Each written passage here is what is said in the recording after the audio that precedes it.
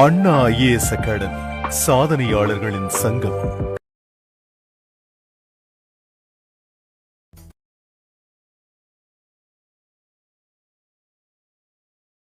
ஏழாவது கேள்வியில ஒரு நபர் தெற்கு நோக்கி நிற்கிறாருங்க. சோ அப்ப கீழ் நோக்கி இருக்காருங்க. கடிகார எதிர் திசையில 135 டிகிரி திரும்புறாருன்னு சொல்லியிருக்காங்க. பின் கடிகார திசையில் 180 டிகிரி திரும்புறாருன்னு சொல்லியிருக்காங்க. இப்பொழுது அவர் எந்த திசையை நோக்கி நிற்கிறாருன்னு கேட்கிறாரு. சோ தெற்கு நோக்கி இருக்காரு அப்படின்னா கீழ் நோக்கி நிற்கிறாருங்க. கடிகார எதிர் திசையில 135 டிகிரி திரும்புறாருங்க. கடிகார எதிர் திசை அப்படின்னா எதுங்க? கடிகார முள் இப்படி சுத்தும், எதிர் திசை அப்படின்னா இப்படி. கடிகார எதிர் திசையில 135 டிகிரி திரும்புறாரு. ரைட்.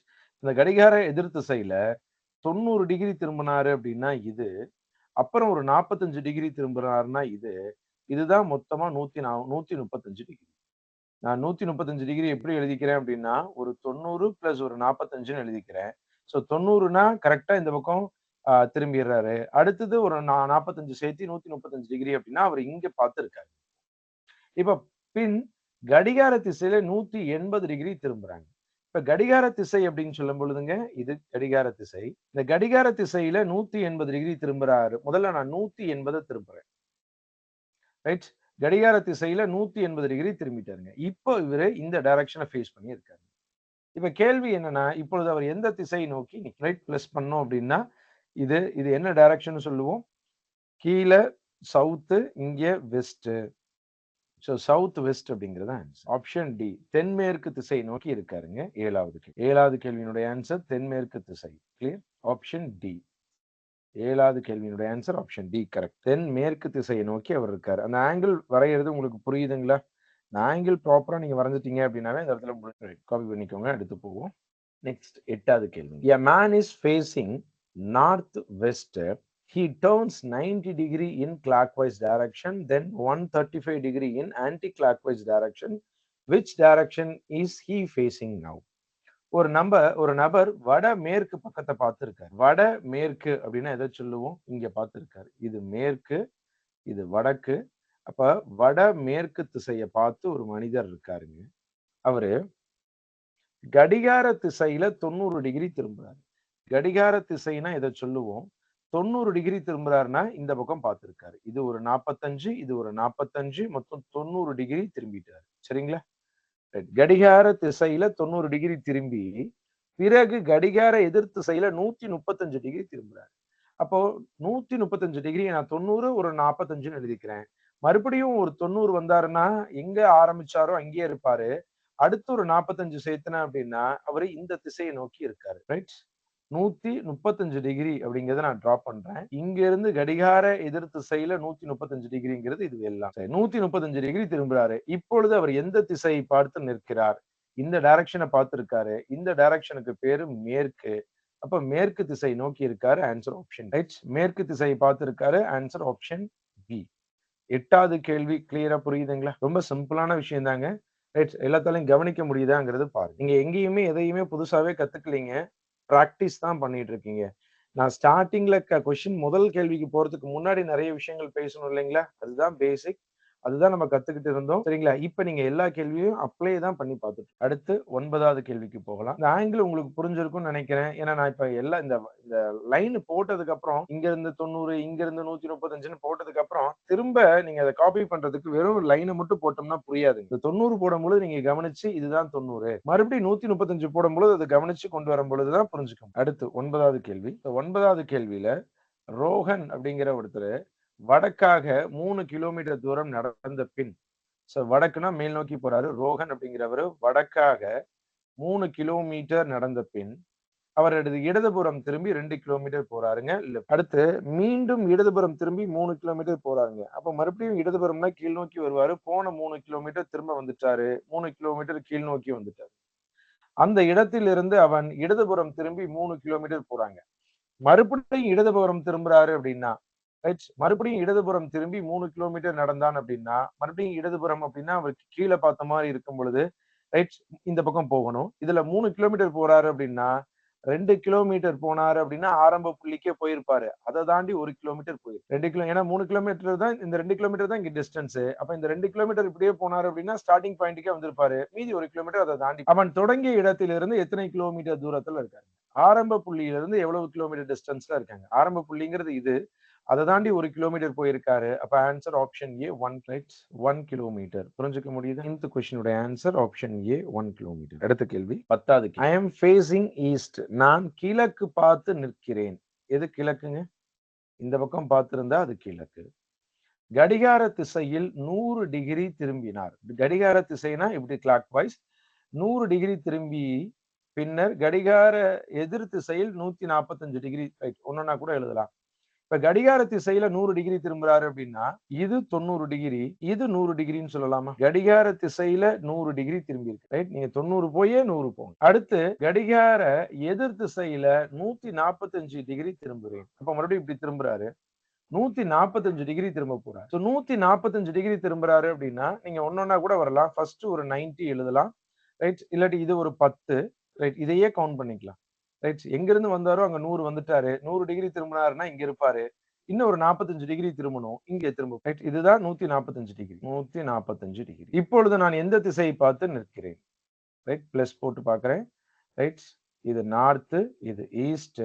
நார்த் ஈஸ்ட் டைரக்ஷன்ல இருக்கு. வடகிழக்கு திசையில இருக்காருங்க. Answer option B. Clear? So 10வது கேள்வியினுடைய ஆன்சர் ஆப்ஷன் பி. நார்த் ஈஸ்ட்ங்க. அடுத்து போலாமா? அடுத்து 11வது. ஒரு நதி மேற்கிலிருந்து கிழக்காக ஓடுகிறதுன்னு சொல்லியிருக்காங்க. மேற்குல இருந்து வந்து பாத்தீங்க அப்படின்னா கிழக்கு நோக்கி போயிட்டு இருக்குங்க. ரைட்? இது மேற்கு ஓடுகிறது. வழியில் அது இடதுபுறம் திரும்பி ஒரு குன்றை சுற்றி அரைவட்ட வடிவில் பாய்ந்து பின் இடதுபுறம் திரும்பி செங்கோண வடிவில் பாய்கிறது. இடதுபுறம் திரும்பி செங்கோண வடிவில் பாய்கிறது. கடைசியில் அது அந்த ஆறு எந்த திசையில் பாய்கிறது? ஒரு river flows west to east and on the way turn left and goes in the semicircle around the hill rock and then turn left at right angles in which direction is river finally flowing. So என்ன பண்றாங்க அப்படின்னா ஒரு ஆறு வந்து மேற்குல இருந்து கிழக்காக ஓடுதுங்க. அப்படி போயிட்டு இருக்கும் பொழுது வலது பக்கம் திரும்புது, இடது பக்கம் திரும்புது. இடது பக்கம் திரும்பி போகும் பொழுதுங்க இடது பக்கம் திரும்பி ஒரு குன்றை அரை வட்ட வடிவில சுத்துது அப்படின்னு சொல்லியிருக்காங்க. அது இடது பக்கம் திரும்பினோனே ஒரு குன்று இருக்கு. அந்த குன்றை அரைவட்ட வடிவில சுத்துதுன்னு சொல்லியிருக்காங்க. சோ அப்ப இடது பக்கம் திரும்பினதுக்கு அப்புறம் ஒரு குன்று இருக்கு. அத அரைவட்ட வடிவில சுத்துது. அரைவட்ட வடிவில் பாய்ந்து பின் இடதுபுறம் திரும்பின்னு சொல்லியிருக்காங்க. மறுபடியும் இடதுபுறம் அப்படின்னா இந்த டைரக்ஷனே தான் போகுது. இடதுபுறம் திரும்பி செங்கோண வடிவில் பாய்கிறதுன்னு சொல்லியிருக்கு. இப்ப அது எந்த திசையை நோக்கி போகுது அப்படின்னா மறுபடியும் ஈஸ்ட் டைரக்ஷன்லயே தான் போகுது. இந்த இடத்துல நம்ம எவ்வளவு மீட்டர் போச்சுங்கிறத பத்தின டேட்டாலாம் கிடையாது. ஏன்னா ரிவர் போறத பத்தி தான் பேசியிருக்காங்க. அப்ப நம்ம இது என்ன டைரக்ஷன் மட்டும் சொன்னோம். சோ கிளியரா புரியுதான்னு பாருங்க. என்னன்னா அது மேற்குல இருந்து கிழக்கு போச்சுங்க. அப்படி போயிட்டு இருக்க வழியில இடது பக்கம் திரும்புதுங்க. லெஃப்ட் சைடு திரும்புது. லெஃப்ட் சைடு திரும்பினதுக்கு அப்புறம் ஒரு குன்று இருக்கு. அந்த குன்று அரைவட்ட வடிவில ரவுண்ட் அடிச்சு மறுபடியும் இடது பக்கம் திரும்பி போகுதுன்னு சொல்லி. இப்ப மறுபடியும் இடது பக்கம் திரும்பி போகுது அப்படிங்கும் பொழுது ஈஸ்ட் டைரக்ஷனை ஃபேஸ் பண்ணியே தான் போயிட்டு இருக்கு. அதோட டைரக்ஷன் மாறல, டுவர்ட்ஸ் ஈஸ்ட் தான் போகுது. அப்ப ஆறு எந்த திசையில் பாய்கிறது அப்படின்னா ஆப்ஷன் பி ஈஸ்ட், கிழக்கு. சோ கொஸ்டின் நம்பர் 11 புரிஞ்சுக்க முடியுதுங்களா? Option B. So right angle not understand. Right, இதுவே நம்ம ரைட் ஆங்கிள்னு புரிஞ்சுக்கலாங்க. இங்க ரைட் ஆங்கிள் தானே ஃபார்ம் ஆகுது. அப்படியே இடது பக்கத்து திரும்புது நம்ம ரைட் ஆங்கிள்னு சொல்லலாம் இல்லைங்களா? So answer option B east. அடுத்து 12வது கேள்விங்க. வடக்காக நடந்து. அப்ப வடக்கு அப்படின்னா மேல் நோக்கிங்க. வடக்காக நடந்து வலதுபுறம் திரும்பி. ரைட், வலதுபுறம்னா இந்த பக்கம் திரும்பி பின் வலதுபுறமும் மறுபடியும் வலதுபுறம் திரும்புறாங்க அப்படின்னா மறுபடியும் இங்க இருக்கிறதுக்கு வலதுபுறம்னா கீழ் நோக்கி பார்ப்பாங்க. அப்ப கீழ் நோக்கி வலதுபுறம் திரும்பி அதன் பின் இடதுபுறமாக நடந்தால் மறுபடியும் இடதுபுறமாக நடக்கிறாங்க. அப்ப மறுபடியும் இடதுபுறமாக நடக்கிறாங்க அப்படின்னா இதுதான் அவருக்கு இடதாக இருக்கும். இடதுபுறமாக நடந்தால் நீங்கள் இப்பொழுது எந்த திசையில் நிற்கிறீர்கள்? எந்த திசையை பார்த்திருக்கிறாங்க? வெஸ்ட பார்த்திருக்காங்க. சாரி, ஈஸ்ட பார்த்திருக்காங்க. ஆப்ஷன்ஸ். ஃபர்ஸ்ட் அவரு வடக்கு நோக்கி நடக்கிறாருங்க. அப்புறம் வலது பக்கம் திரும்புறாருங்க. மறுபடியும் வலது பக்கம் திரும்புறாருங்க. மறுபடியும் இடது பக்கம் திரும்பி நடந்தாரு அப்படின்னா கிழக்கு நோக்கி இருக்கு. 12வது கேள்வியினுடைய answer option C east. Copy பண்ணிக்கோங்க. அடுத்து போவோம். இன்னும் பின்னாடி வேற வேற கான்செப்ட்ஸ் எல்லாம் இருக்குங்க. இப்ப நம்ம ஒரே மாதிரியான விஷயங்கள் தான் பார்த்துட்டு இருக்கோம். ரைட். அப்ப அந்த ஒரே மாதிரியான கேள்விகள் நம்ம ஹோம்ஒர்க்காக ட்ரை பண்ணுவோமா? ரைட். 13வது கேள்வியும் அதே மாதிரி தான். ரைட், 13வது கேள்விக்கு என்ன ஆன்சர் வருதுங்கிறத நம்ம ஹோம்ஒர்க்கா ட்ரை பண்ணுவோம். என்ன காரணம் அப்படின்னா ஒரே மாதிரி விஷயம் தான். நம்ம நடக்குறாங்க, லெஃப்ட்ல போறாங்க, ரைட்ல போறாங்க, எவ்வளவு தூரத்துல இருக்காங்க, என்ன திசையில இருக்காங்கங்கிறது எல்லாமே ஒரே மாதிரியான கான்செப்ட் தாங்க. பின்னாடி இன்னும் வேற புது கான்செப்ட் எல்லாமே இருக்கு. அதனால நம்ம அது அது அத ஒரே மாரியான கேள்விகள நம்ம ஹோம் ஒர்க்கா பிராக்டிஸ் பண்ணுவோம். நம்ம இப்ப பிளட் ரிலேஷன் பண்ண மாரியேங்க. ரைட் ஹோம் ஒர்க்கா ட்ரை பண்ணுவோம். ட்ரை பண்ணும்பொழுது அடுத்த கிளாஸ் வரும்பொழுது அதனுடைய ஆன்ஸர் என்னங்கிறத டிஸ்கஸ் பண்ணுவோம். ஆன்ஸர்ஸ் எல்லாருக்கும் சரியா வந்துருச்சு அப்டின்னா, போட்ட ஆன்ஸர் சரி. ஒருவேள வேரி ஆகுது அப்டின்னா, அதனுடைய எக்ஸ்ப்ளனேஷன் 13, 14ம் அதே மாரியான கேள்வி. 15ம் அதே மாரியான ஒரு கேள்வி. 16ம் அதே மாரிங்க. 17, 18, 19, 20, 21, 22 எல்லாமே வந்து பாத்தீங்க அப்டின்னா, புதுசா அங்க எங்கேயுமே நீங்க அதுல எதையுமே புதுசா கத்துக்க போறதே கிடையாதுங்க. 25 வேற மாரி இருக்குங்க. இதுவரைக்கும் நம்ம பார்க்காத மாரி இருக்கு. அப்ப நம்ம அந்த 13வது கேள்வியிலிருந்து 25வது கேள்விக்கு வந்துரலாம். நடுவுல இருக்கக்கூடிய கேள்விகள ஹோம் ஒர்க்கா நீங்க ஹோம் ஒர்க் அப்படிங்கிறது, இங்க கிளாஸ்ல போட நேரம் இல்லாம குடுக்கிறதுங்கிறது கிடையாதுங்க. ஒரே மாரி விஷயத்த ரிப்பீட் பண்ண வேண்டாங்கிறதுக்காக குடுக்குற பிராக்டிஸ்க்காக குடுத்திருக்கக்கூடிய கேள்விகள். நீங்க அத பிராக்டிஸ் பண்ணுங்க. ஒரு வேள அதுக்கு ஆன்ஸர் வரல அப்படின்னா, திரும்பவும் நம்ம கிளாஸ்ல அத தானே பார்க்க போறோம். இப்ப கிட்டத்தட்ட நீங்க பிளட் ரிலேஷன்ல நம்ம ஹோம் ஒர்க்கா குடுத்த எல்லா கேள்வியுமே கிளாஸ்ல போட்டுட்டோம். சரிங்களா? ஸோ அந்த மாரி பிராக்டிஸ் பண்ணுங்க. அதுல ஆன்ஸர் வரல அப்டின்னா, அடுத்த கிளாஸ்ல அப்ப 25வது கேள்வி அடுத்த ஒரு கான்செப்ட்டா இருக்கு. பிளட் டைரக்ஷன்ஸ்லயே. அப்ப நம்ம அடுத்து 25வது கேள்விக்குள்ள போலாமா? 25வது கேள்வியில பாருங்க. There are 4 towns P, Q, R, T. அதாவது 4 நகரங்கள் இருக்கு. என்னென்ன நகரங்கள் அப்டின்னா, பின்னு ஒண்ணு, கியூன்னு ஒண்ணு, ஆர்ன்னு ஒண்ணு, டி. ஸோ ஒண்ணொண்ணும் எதெதுக்கு எதெது என்ன டைரக்ஷன்ல இருக்குங்கிறத எதெதுக்கு எதெது என்ன டைரக்ஷன்ல இருக்கு அப்டிங்கிறது குடுத்திருக்காங்க. அதுலருந்து கேள்வி. இப்ப இங்க எழுதலாமா? ஸோ பி இன் தென் மேற்கில் கியூ உள்ளது அப்படின்னு சொல்லியிருக்காங்க. ஸோ பி நான் எழுதிட்டேன். பி தென் மேற்கில் அப்படின்னு சொல்லியிருக்காங்க. இது தென்னு, இது மேற்கு. அப்ப தென் மேற்குனா தென் மேற்குல கியூ இருக்கு. அப்ப இங்க எழுதணும் நான். கிளியர்? தெற்கு சைடுனா பிக்கு கீழயே எழுதியிருப்பேன். மேற்கு சைடு அப்படின்னா கியூக்கு லெஃப்ட்ல எழுதியிருப்பேன். ஆனா தென் மேற்குன்னு சொல்லியிருக்கனால அது ஒரு டயகனலா எழுதி ரைட். அடுத்து என்ன சொல்லியிருக்காங்க அப்படின்னா கியூவின் கிழக்கில் மற்றும் பியின் தென் கிழக்கில் ஆறு உள்ளது. அப்ப கியூனுடைய கிழக்கில் ஆறு உள்ளது அப்படின்னா இங்க எழுதலாம். கியூவினுடைய கிழக்கில் ஆறு உள்ளதுன்னா சரி இங்க. ஆனா பியினுடைய தென் கிழக்குன்னு சொல்லியிருக்காங்க. பியை பொறுத்த வரைக்கும் இது தெற்கு, இதுதான் தென் கிழக்கு. அப்ப இந்த ஆறு இன்னும் கொஞ்சம் உங்களுக்கு புரியுதான்னு பாருங்க. ஆற நான் முதல்ல எழுதின இடத்துல எழுதியிருக்கலாம். முதல்ல எழுதின இடத்துல எழுதும் பொழுது கியூவினுடைய கிழக்குல இருக்குங்கிறது சரி. ஆனா பியினுடைய தெற்குல அது வருது. கேள்வியில பியினுடைய தென் கிழக்குன்னு சொல்லியிருக்காங்க. பிக்கு தென்கிழக்கு எங்க இருக்குமோ அதுக்கு ஏத்த மாதிரி நம்ம மாத்தி நவுத்தி வரைஞ்சோம். இப்போ பியினுடைய தென்கிழக்குல ஆறு இருக்கு. ஓகே. ஆறினுடைய வடக்குல டி இருக்கு. ஆறினுடைய வடக்குல டி இருக்குன்னா ஆறுக்கு மேல டி போட்டா ஆறினுடைய வடக்குல டி இருக்கு. அடுத்து கியூபியின் கோட்டில் வரிசையில் டி உள்ளதுன்னு சொல்லியிருக்காங்க. கியூபி என்ன வரிசையில இருக்கோ அதே வரிசையில டி இருக்குன்னு சொல்லியிருக்காங்க. அப்ப நான் ஆறுனுடைய வடக்குல போட்ட டீய இன்னும் அந்த லைன்ல வர மாதிரி மேல புரிஞ்சுக்க முடியுது. நான் ஏன் முதல்ல கீழே வரைஞ்சிட்டு அதுக்கப்புறம் அடுத்த கண்டிஷனுக்குள்ள போறேன் அப்படின்னா ஃபர்ஸ்ட் நம்ம எழுதும் பொழுதே இந்த டீயை இங்கதான் போடணுங்கிறது தெரியாது. இந்த ஆறு இங்கதான் போடணுங்கிறது தெரியாது. நான் ஃபர்ஸ்ட் ஒரு ரிலேஷனுக்கு எழுதுறேன். அடுத்தது கூட கம்பேர் பண்ணும்பொழுது அது ரைட். இப்போ நான் சொன்ன எல்லாமே வரைஞ்சாச்சுங்க. இப்ப கேள்வியில சொன்னதுபடி சரியா இருக்கான்னு பார்ப்போம். பியினுடைய தென் மேற்குல கியூ இருக்கு. கரெக்ட். கியூவினுடைய கிழக்குல அடுத்தது பியினுடைய தென் கிழக்குல ஆர் இருக்கு. கரெக்டா இருக்கு. ஆறினுடைய வடக்குல டி இருக்கு. கரெக்டா இருக்கு. கியூபிவினுடைய கோட்ல டி உள்ளது. எல்லாமே சரியா இருக்கு. இப்ப கேள்வி என்னன்னா பியின் எந்த திசையில் டி உள்ளதுன்னு கேக்கு. சோ பிக்கு எந்த திசையில டி இருக்கு அப்படின்னா பிக்கு ஒரு பிளஸ் போடுவோம். டி எங்க இருக்குன்னா இங்க இருக்கு. இது நார்த், இது ஈஸ்ட். ரைட். நார்த் ஈஸ்ட் டைரக்ஷன்ல இருக்கு ஆன்சர் ஆஃப் ரைட். பியினுடைய வட கிழக்கு திசையில டி இருக்கு. பியினுடைய வட கிழக்கு திசையில டி இருக்கு. ரைட். இதுக்கு முன்னாடி நம்ம ஃபர்ஸ்ட் 24 கேள்விகள்ல என்ன பார்த்தோம் அப்படின்னாங்க ரைட். ஒருத்தர் எங்கெங்கயோ வளைஞ்சு வளைஞ்சு போறாரு. அதை வச்சு கேள்வி கேட்பாங்க. ஒரே ஒரு பர்சனை வச்சுக்கிட்டு மட்டும்தான் 24 கேள்வியும் இப்ப 25வது கேள்வியில நம்ம என்ன பார்க்கிறோம் அப்படின்னா 4 நகரங்கள் இருக்கு. அந்த 4 நகரங்கள் எங்கெங்க இருக்கு அப்படிங்கறத பத்தி குடுத்திருக்காங்க. அதுல இருந்து கேள்வி. 25வது கேள்வியினுடைய ஆன்சர் ஆப்ஷன் சி நார்த் ஈஸ்ட்ங்கிறது கரெக்ட்டுங்க. கிளியர்? அடுத்து 26வது கேள்விக்குள்ள போகலாம். 26வது கேள்வியிலங்க 5 வில்லேஜஸ் இந்த இடத்துல 5 கிராமங்களை கொடுத்திருக்காங்க. பி, கியூ, ஆர், எஸ் ஒன்றுக்கொன்று அருகருகில் உள்ளதுங்க. பி, கியூ, ஆர், எஸ், டிங்கிறது 5 கிராமங்கள். கியூனுடைய மேற்குல பி இருக்கு. பியும் பியின் தெற்கில் ஆரும், கியூவின் வடக்கில் டீயும், டீயின் கிழக்கில் எஸ்ஸும். ரைட். எல்லாருக்கும் புரிஞ்சுங்களா? அவ்வளவுதான் முடிஞ்சு. எல்லாத்தையும் பிளேஸ் பண்ணியாச்சு. ரொம்ப சிம்பிளான விஷயம் தான். இந்த வளைஞ்சு வளைஞ்சு போறது கூட நம்ம கோடு கூட போட்டுட்டு இருக்கணும். இங்க ரொம்ப சிம்பிளாவே கியூனுடைய மேற்குல பி இருக்கு. கியூனுடைய மேற்கு இது பி. பியினுடைய தெற்குல ஆர் இருக்கு, கியூயினுடைய வடக்குல டி இருக்கு, டியினுடைய கிழக்குல எஸ் இருக்கு. இப்ப கேள்வி என்னன்னா, எஸ்ஸுக்கு எந்த திசையில் ஆர் உள்ளது? எஸ்ஸுக்கு எந்த திசையில் ஆர் உள்ளது? எஸ் ஒரு பிளஸ் போட்டுக்கோங்க. ஆர் எங்க இருக்குங்கிறது பாருங்க. ஆறுங்கிறது இங்க இருக்கு. அப்ப எஸ்ஸுக்கு எந்த திசையில ஆர் இருக்கு அப்படின்னா, ரைட், சவுத்துக்கும் வெஸ்ட்டுக்கும் நடுவுல இருக்கு. ஸோ சவுத் வெஸ்ட் அப்படிங்கிறது ஆன்சர் ஆப்ஷன் சி. தென்மேற்கு திசையில இருக்குங்க. எஸ்னுடைய தென்மேற்கு திசையில ஆர் இருக்குங்க. ரைட், புரிஞ்சுக்க முடியுதா? ரொம்ப சிம்பிளான கேள்விதாங்க. இதுல பெரிய டிஃபிகல்ட்டோ புதுசா நம்ம படிக்கிற விஷயங்கள் எதுவுமே கிடையாது. எல்லாத்தாலையும் ஃபாலோ பண்ண முடியும் அப்படிங்கிறத நம்புறேன். ரொம்ப சிம்பிளான விஷயம் தான். ரைட், காப்பி பண்ணிக்கோங்க. அடுத்து போலாம். சோ இப்ப கேக்குதுங்களா?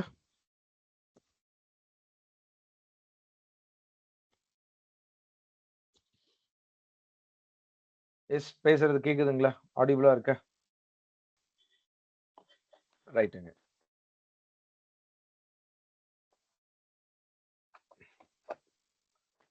ரைட். சோ மறுபடியும் நான் ரிப்பீட் பண்றேங்க.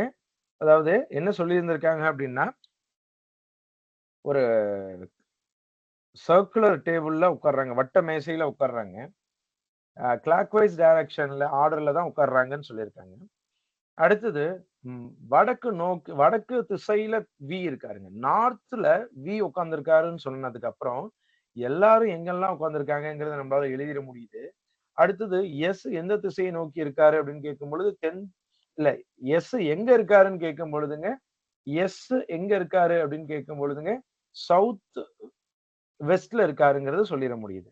சென்டரை பார்த்து தான் இருக்க போறாரு. சென்டர்ல ஒரு பிளஸ் போட்டு சவுத் வெஸ்ட்ல இருக்காருன்னு சொல்லிட முடியுது. இந்த கேள்வியில ஒரு சின்ன சேஞ்ச் வச்சு நான் கேட்கிறேங்க. ரைட், வடக்கு திசையில் அமர்ந்துள்ளாருன்னு சொல்றதுக்கு பதிலா வடக்கு நோக்கி அமர்ந்துள்ளாருன்னு சொல்லி இருந்தா என்ன நடக்கும் அப்படிங்கறத பாப்போமா?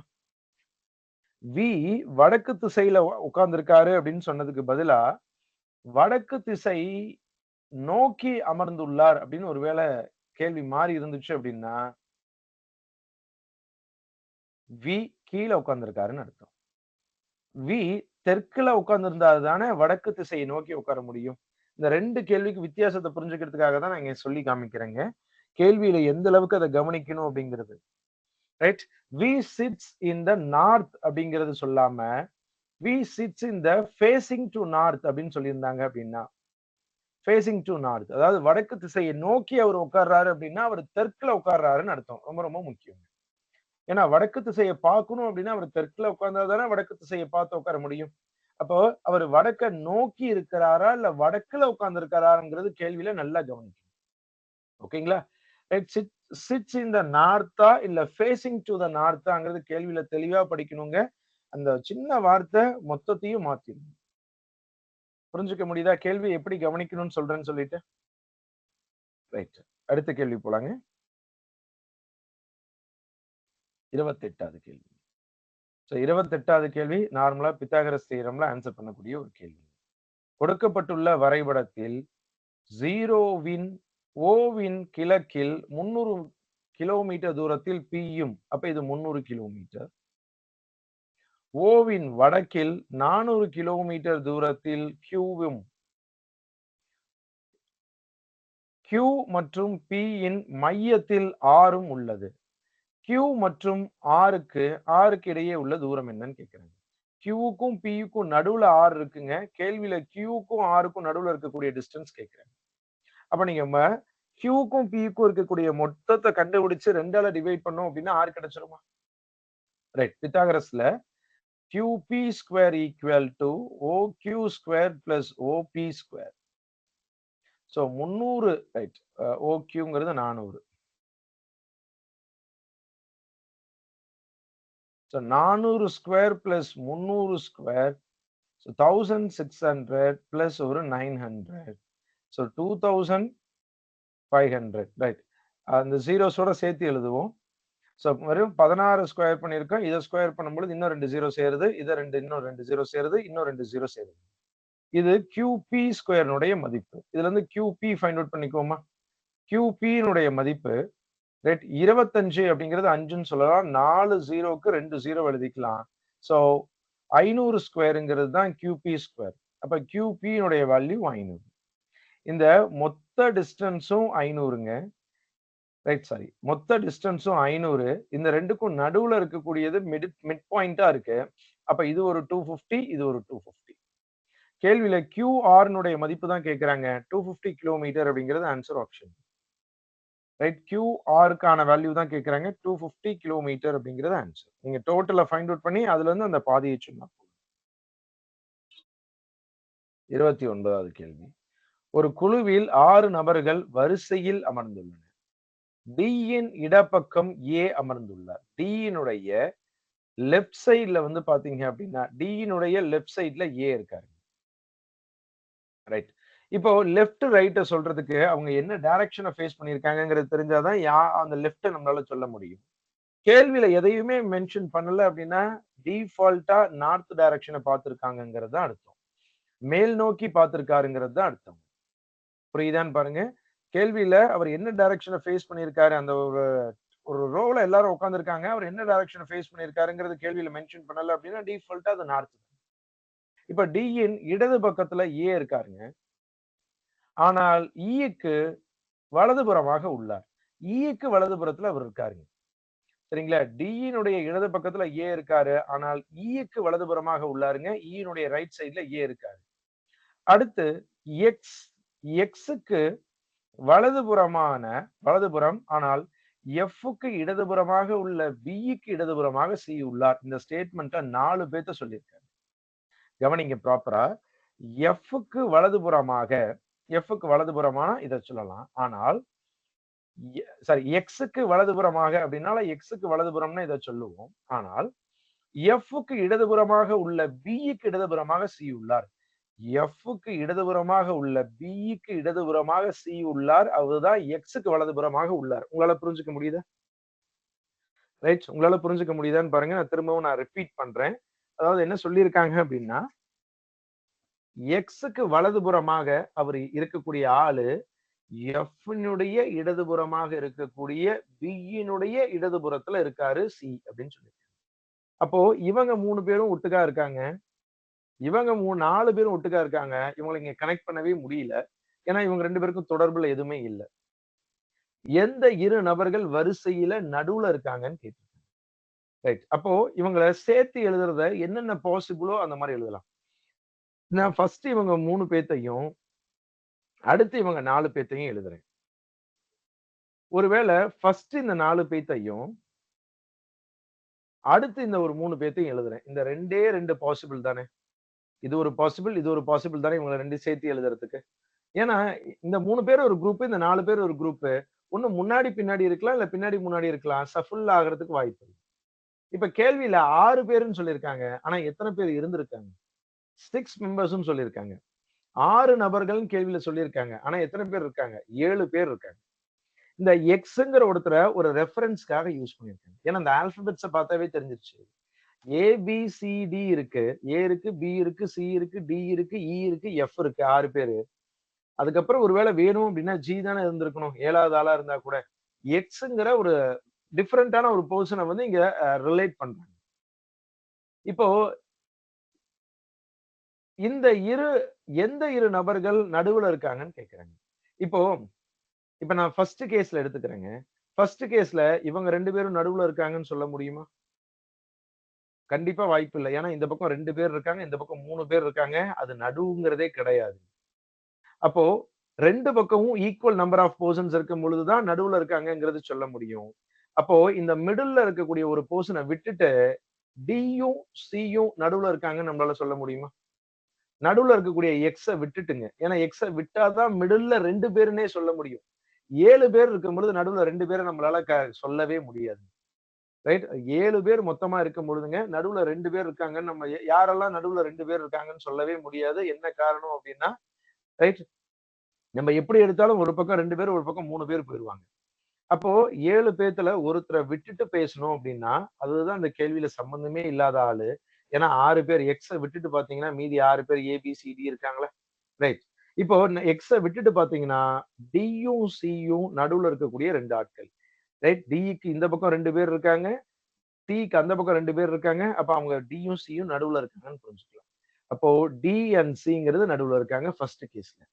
அதே மாரி செகண்ட் கேஸ்ல பியும், இயும் நடுவுல இருக்காங்கன்னு சொல்லலாமா? B and E. சோ ஆப்ஷன்ல எது இருக்குன்னு பார்ப்போம். ரைட். டி, சி தான் இருக்கு. பி, இ கிடையாது. அப்போ செகண்ட் கேஸ் கிடையாது. ஃபர்ஸ்ட் கேஸ்ல தான் உட்கார்றாங்க. அப்பதான் வந்து பாத்தீங்க அப்படின்னா, எக்ஸ்ங்கிறது நடுவுல வர மாரி இருக்கு. ரைட். அப்ப இதனுடைய ஆன்சர் 29வது கேள்வியினுடைய answer option D. D and C இங்க நடுவுல இருக்காங்க. ரைட். இந்த ஒரு கேள்வி புரிஞ்சுக்க முடியுதான்னு பாருங்க. ரைட். இந்த இடத்துல எக்ஸ் சம்பந்தமே இல்லாம குடுத்திருக்காங்க. சோ இப்ப கேள்வி தப்பா குடுத்திருக்காங்களா அப்படின்னு யோசிச்சீங்கன்னா கிடையாதுங்க. சார் 6 பேருன்னு சொல்லியிருக்காங்க. ஆனா 7 டேட்டா இருக்கே அப்படின்னா, அந்த எக்ஸ்ங்கிற ஒருத்தர ஒரு சும்மா ஒரு கம்பேரிசன்க்காக யூஸ் பண்ணியிருக்காங்க. ஆனா அங்க உட்கார்றது 7 பேர் உட்கார்ற மாரி காமிச்சாலுமே, ஆனா நம்ம கான்செப்ட்க்குள்ள 6 பேத்த பத்தி தான் பேசுறோம். ஏன்னா எக்ஸ இப்பயும் விட்டுர்றோம். ஏன்னா அவர் நடுவுல இருக்காரு, அவர விட்டுர்றோம். அவர விட்டா தான் நடுவுல 2 பேத்த நம்மளால சொல்லவே முடியுது. டி அண்ட் சி நடுவுல இருக்காங்க அப்படின்னு சொல்லி. ரைட். 29வது கேள்வியினுடைய ஆன்சர் ஆப்ஷன் டிங்க. D and C.